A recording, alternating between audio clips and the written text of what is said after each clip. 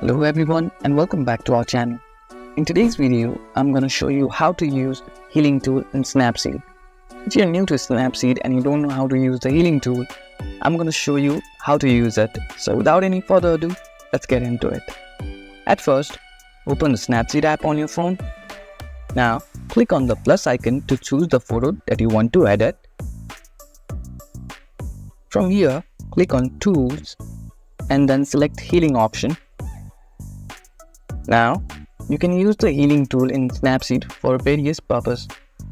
For example, to remove blemishes or skin imperfections, and also for eliminating unwanted objects, and also for fixing imperfections in background, and furthermore, it can be also used for enhancing product photography.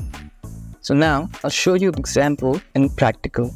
Now, just like that, we can remove things from our photo, and to undo it, we can click here. And to remove blemishes, simply we have to brush over the blemishes and they'll be gone in no time. And if we want to remove objects from our photo, we can simply brush over the object that you don't want in our photo. And just like that, we can use our healing tool in Snapseed. If you found this video helpful, don't forget to give this video a thumbs up and subscribe to our channel for more tutorials like this.